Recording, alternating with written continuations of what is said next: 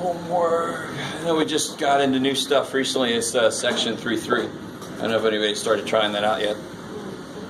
So, if there's no questions for homework, let's, Jonas. There you go.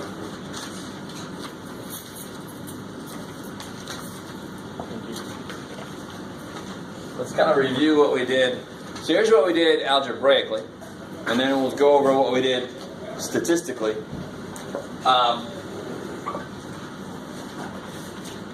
So we came up with this new modified formula for a line. I like it. And of course the old one we had was y equals mx plus b. So those are our two equations of lines that we have now. And the funny thing about both of them, they both say I have to know a place to start, some point. So you either give me the y-intercept, and that's our like standard way of saying this is where you start. Or you give me any point, I don't care, any point in the line, and you point me in the right direction. And what controls direction on a graph? What controls direction? Slope. I love it. So if you give me the slope and a point on the line, I get the entire line. That's all I need to define that line. And I think I told you guys, for example, I think I put up here, didn't I do some weird shit like this here? I think I showed you that really briefly. This is nothing we are responsible for in this class, but I just wanted to show you. This would be a circle. It's not a straight line because I see these squares. But what's really cool is I know the center is at 1, -2, and the radius is 2. So what two things do you need to know about a circle to be able to write its equation? The center and the radius. Because that's what a circle is. It's a point, and all the points that are on the circle are equidistant from that point. So I need that point, which is the center, and the radius. So what the hell am I trying to say? For a line, you need a point and the slope. That's all you need. I like it. So I don't care how you find a point. If it's a point on the line and you find the slope, you can make the equation. So for example, if I had a line, the slope -1/4, going through 8, -5. Take a minute and try to write the equation of that line.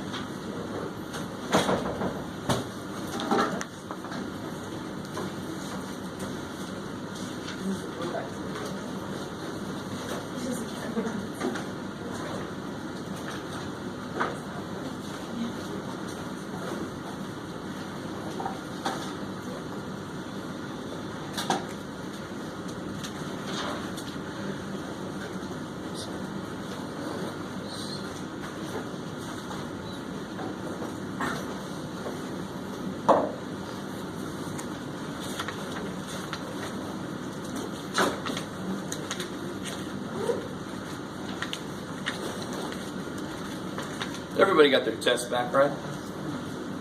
Yes, everybody? Yeah.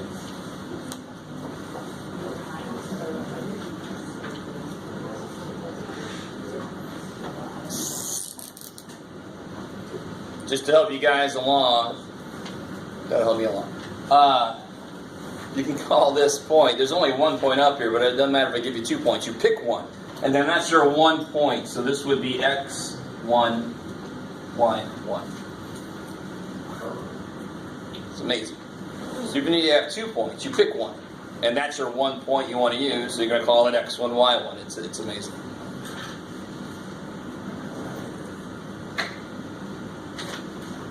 This problem is only difficult if you try to make more of it than it is. This is just a plug and chug. I gave you everything.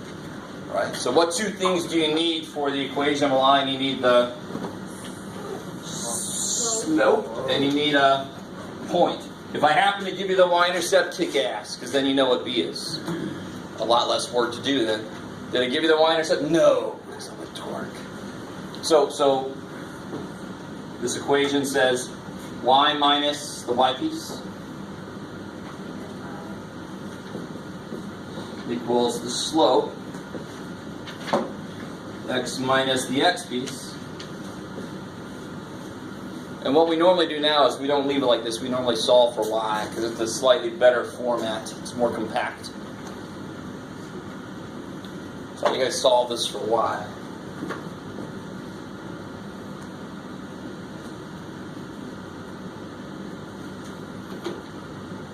No, Jeff, we don't want to tell you. You should know. You're teaching this dude. What do you do with this here? Distribute. Distribute. I like it. So negative 1/4 x. What's the negatives cancel here, right? So what's 1/4 of 8? 2. 4 goes into 8 twice. And then you just have to subtract 5. So you get y equals negative 1/4 x minus 3. Coolness, not too bad. So that problem wasn't hard because I gave you the slope. If I give you 2 points, what do you have to do first? If I gave you 2 points, find the slope. And you know the slope formula, right? Or you're supposed to. See it like that. What if I give it to you like this here? Find equation of this line y.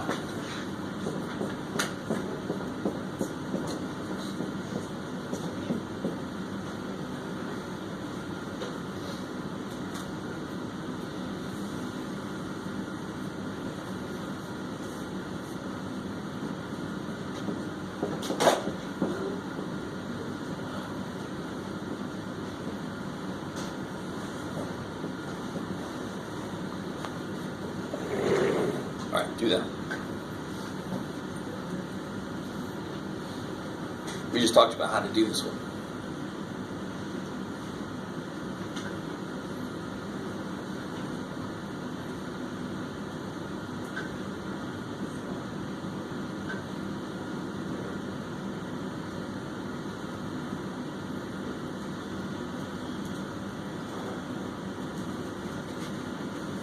So what 2 things do you need for the equation of line? You need slope and a point. That's all you need. I gave you 2 points. Yeah, but I had to give you 2 points so you had a way to find the slope. So whenever I say find the equation of the line that does something, you just say, okay, how do I find the slope? Let me find the slope. How do I find a point? He gave me a point or whatever, so there's a point. And then you plug and chug into here. So it's all about finding those 2 things that define that shape.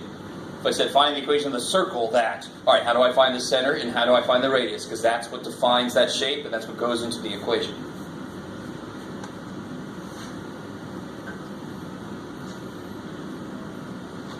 So since it's a graph, there should be a remarkably easy way to get the slope. And you got 2 points to choose from.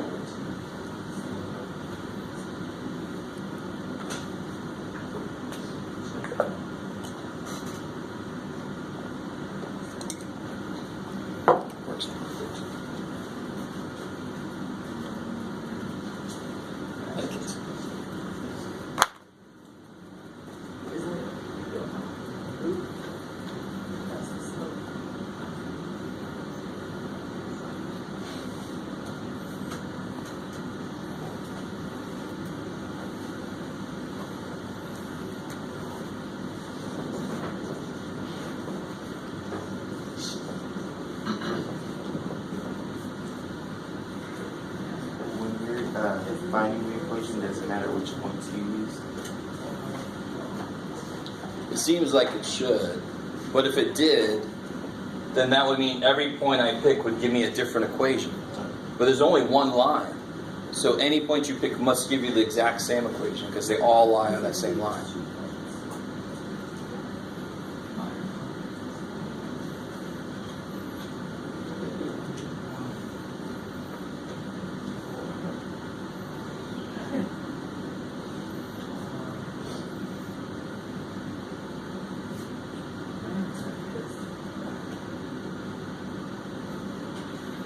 All right, guys. So help me out here. What's somebody get for the slope? 5/2. Yeah, to go up 1, 2, 3, 4, 5 over 2, and you know it's positive, right? Just do a quick visual when they give you a graph, and make sure you don't put a negative slope down for something going up. We'll do something silly like that. So the slope here is, what did we just say? 5 over 2. And then which point do you want to use? What points do I have? Negative 1, negative 1. And we also have 1, 4, but I kind of like negative 1, negative 1. Why not? So if you use the other point, let's see if we get the same answer. So now this is what I used to call, I used to call this, now we're at the SDT level of something that we're at the same damn thing. It doesn't matter where the slope came from or the point came from. You do the same damn thing with them. You plug them in, right? This equation doesn't care where they came from. So I get now y minus the y piece equals m. X minus the x piece. Because you've got to be really careful about those double negatives. Right? There's a minus in the equation, there's a negative on the number. Okay, they'll make a plus in the end. Not a big deal. Just be sure to use both of them. So you get y plus 1 equals 5 halves. X plus 1. And now we know what to do there. Distribute.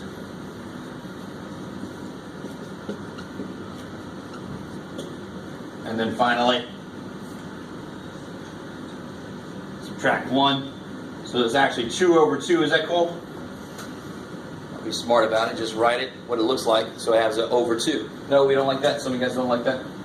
I can't subtract 1 from 5 halves. I got to make it something over 2. So 1 would become 2 over 2. Yes, there you go. So you get y equals 5 halves x plus 3 halves. Who remembers how to check that? Plug what in? I wouldn't plug negative 1 in because that's the point that I used to make that. So to make sure it works, I'd actually plug 1, 4 in. When I plug a 1 in, 5 halves times 1 is 5 halves, plus 3 halves is 8 halves, and 8 halves is freaking 4. Shit straight. So you can always check your work if you got a couple points. You can make sure the other point actually works in your equation. It's just, I know I keep saying this, but I desperately want this to get in your brain. It just becomes second nature. A line is defined to be the set of all points that work in the equation it came from. In fact, any curve that I draw that comes from the equation, every point that curve goes through works in the equation. That is the basic definition. That's the connection between an algebraic expression and its picture on a graph. I like it. Cool, cool, cool. And that's why we graph. So I can see all the answers. Alright, the other thing we did yesterday, we got nice and freaky yesterday. We did something a little bit weird, and it involves heavy usage of the calculator. So you're going to need a calculator if you don't have one. There's several up here to borrow. One of them was freaking out, so let me turn it on and try to do something. I forgot to tease it out from everybody else. I think it was this one.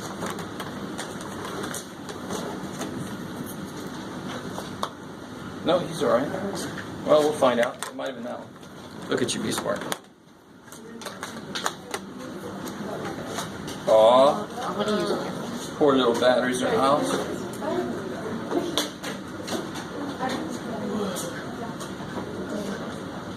Yeah, this is the one. Poor dude.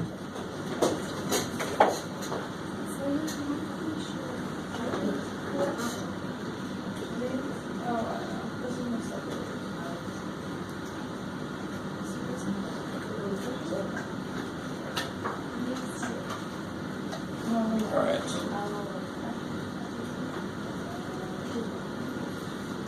Alright, it's working now. Okay. Somebody need a calculator still wants to. You guys can share. Here. Let's see.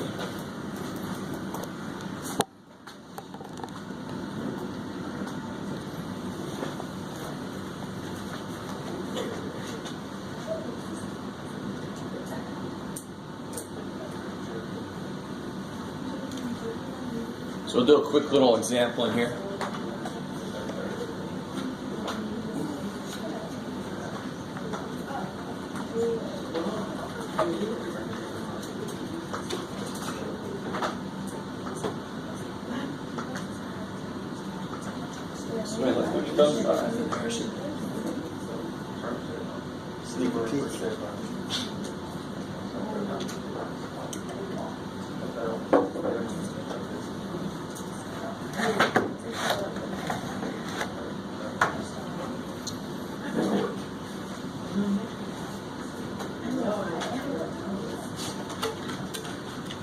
Alright, let's see.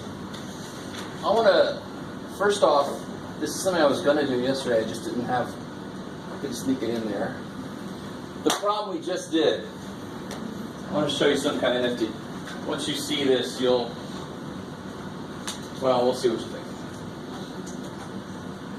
So if I have a set of data, any set of data, so we're going to do a longer set of data here in a minute, just to show you something remarkably nifty. Out of here, the data that I had from this were the points 1, 4, and -1, -1. Is that cool to say? I mean, that's the data that I had. I connected them, but that's the only data that I had. Is that cool? So what I can do to input that data to the calculator, there's a specific place in here that I can do it. And if you worked here yesterday, I gave you that handout where on one side there's just this long list of instructions on how to use the calculator to do this. So that's a good thing to reference. Watch this. So the stat button seems to be a good place to go. I have data. So you hit the stat button. A whole bunch of shit. You can sort stuff. It's amazing. You do all kinds of stuff.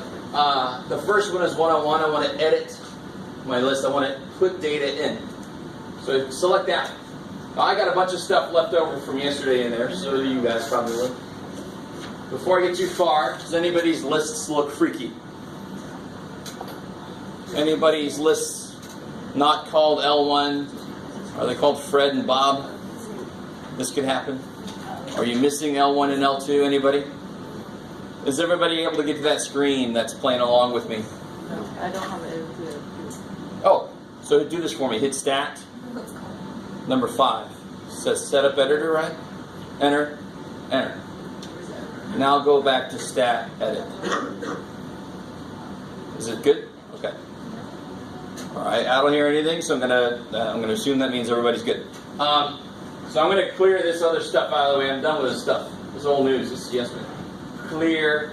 So you can go up to the L2. You can go up to the list. Hit clear. Don't delete. If you hit delete, the list goes away, and then people free. Just hit clear. Enter. Is everybody with me still? So this is a little bit like Excel, but not really. Excel's a little better. If you've ever used Excel spreadsheets. No? Okay. Well, is there a program like Excel for Mac or? Of course. I don't know what it is because I don't use a Mac. But Mac basically has everything. It's numbers, isn't it? I think so. Sounds like it would be. Oh. Do the cursor until it highlights the list. It is numbers.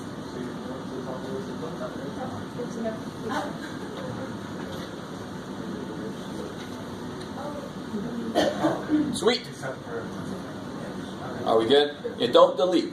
Clear. I like it. So now, we're going to put a longer list of data in so it gets a little more interesting to do. But if you only put 2 points in, it'll actually calculate the equation of the line that we just calculated. So if you put in there, what am I going to put into L1? What do you think?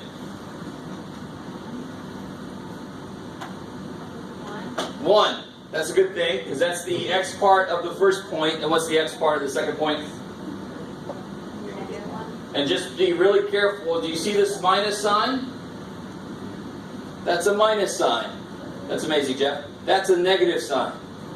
If you don't use the right one at the right time, the calculator either freaks out or does the wrong thing. So, -1, enter. So I put the x pieces in there. So it's sort of like an XY table. L1 is the x's, L2 is the y's. So now in L2 I'm going to put 4 and -1. I have to make sure that they go with the right part or else my points don't make sense anymore. Never sort these, for example. That wouldn't make any sense. I want 1 to go with 4 and -1 has to go with another -1.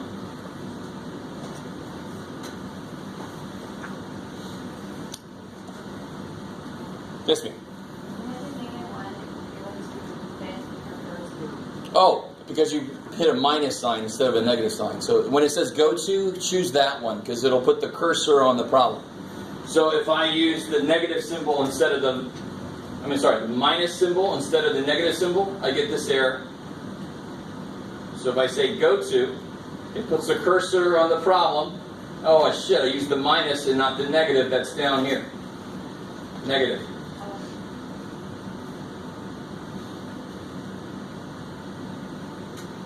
Is that cool? Okay. So now watch. Here's the process we use. Even if I had 1 billion points, my God, I'm not going to give you 1 billion. Even if I had 30 points, I'd still do what I'm about to do.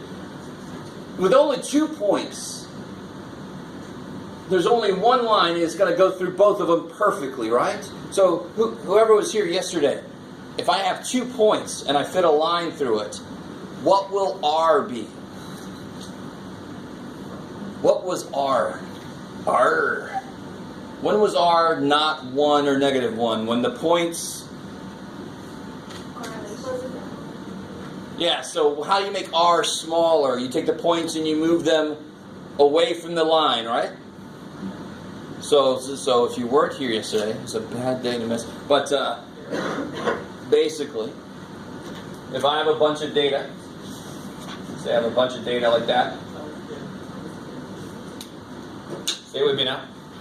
And this is sort of related to that homework versus grade sheet that I showed you guys, and I showed you the connection between, if you do some more homework, it's amazing how the grade seems to go up. Here I can draw kind of like a graphical average. That's my line of best fit. That averages all the data points. That's that line of best fit. So the closer that line is to the points, the tighter the points are to the line, the closer R is to 1 in this case. If it was negative, it would be -1. The further those get away from the line, the closer R gets to 0. R of 0 means no correlation. They don't seem to follow a line. So the more they follow a line, the more to 1 or -1 it goes. The less they follow the line, the more to 0 it goes. So this should be not exactly 1, but maybe 0.9 or something. That's a pretty good, strong fit. If I only have 2 points, what will always happen when I draw the best line? It's going to go right through both points. So what's R going to be? R will always be 1. If I only have 2 points. If I have 3 points, it'll only be 1 if they all agree. If 1 is a little bit off, oh shit, it's going to be a little bit less than 1. So that's what R tells you. R is like a 2-dimensional standard deviation. Oh shit. Remember how standard deviation was how spread out the data was? So R is kind of like these 2-dimensional analog of that, right? And I got points and they're really close to the line, then it's 1 or -1. The further they get away from it, the closer it is to 0. No correlation. So it's not the same exactly, but it's sort of like a 2D standard deviation. All right. So now, remember, when you put new data in, you hit zoom, stat. So zoom just fine. You can zoom into different parts of the graph. If I do zoom stat, it tells the calculator find my data points and zoom in there. So if everybody does that, we should end up like this. It's amazing. There's my point -1, -1, and there's my point 1, 4. Is that cool? Wow, graphing calculator, you graphed two dots. Good job. Now, if you guys, if you don't have that happening, is anybody not getting that? Okay, do this for me. It's second y equals. This gets the stat plot. This is where you can plot your statistics. You got to have that first one turned on. Yes, sir. I got no points. Okay, do what I'm doing right now. I know this one's Okay. What did you do? Stat. So it's second y equals to get to stat plot. Alright, so if you don't have points showing up, do this. Hit second y equals. Make sure that only the first one is turned on. Alright. So is your plot 1 turned on? If you're having trouble. How you turn it on?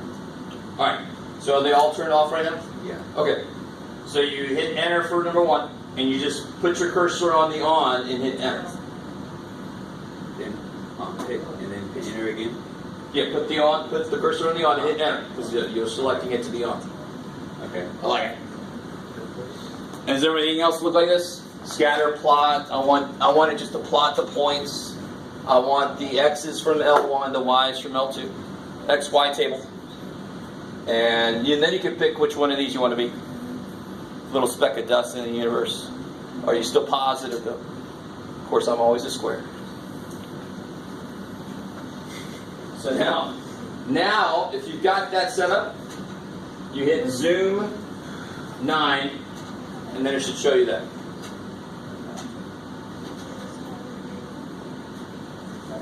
How are we doing there so far? We good?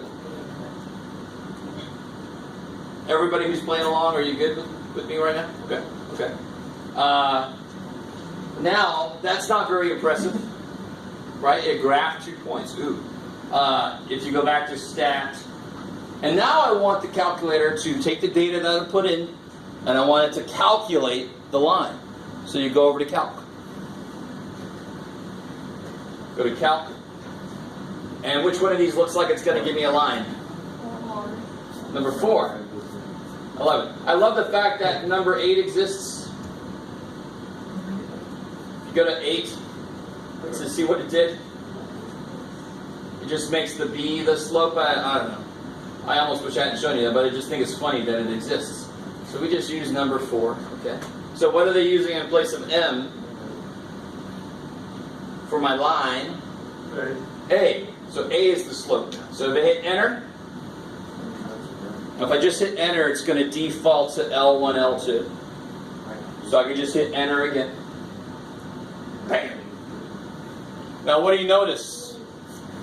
Don't worry if the R didn't show up yet, but just notice, what's the slope? What's the slope here? 2.5. And what was the slope for R's?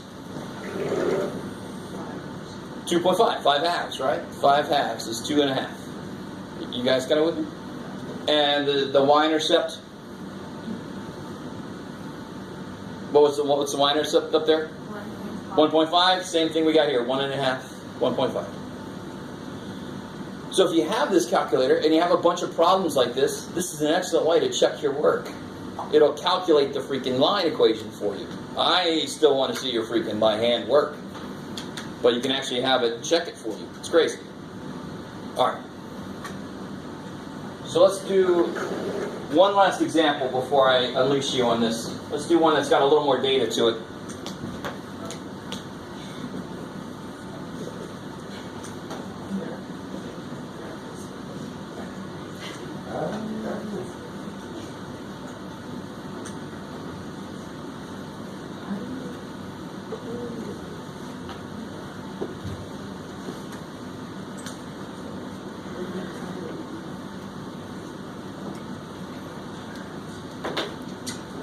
So let's use this data now instead. Will a line go through all those points perfectly?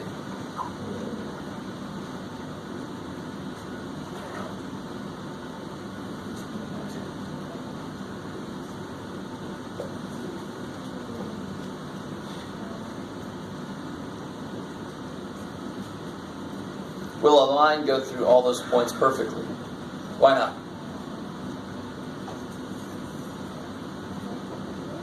How much does the x change from here to here? How much does the x change?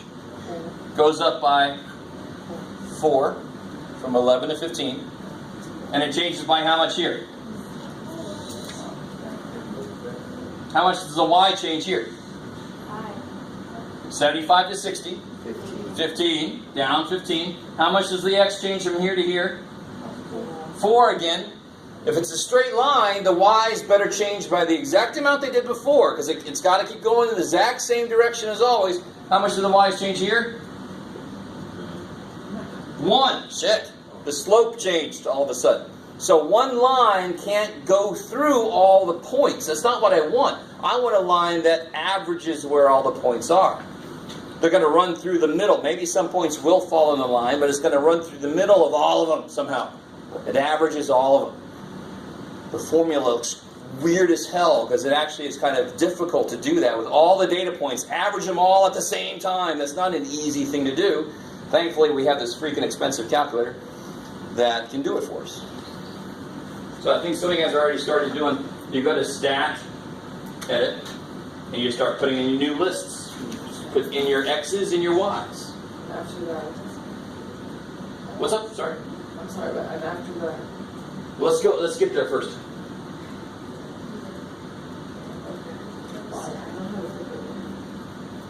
Well, I can't do much until I get them in myself.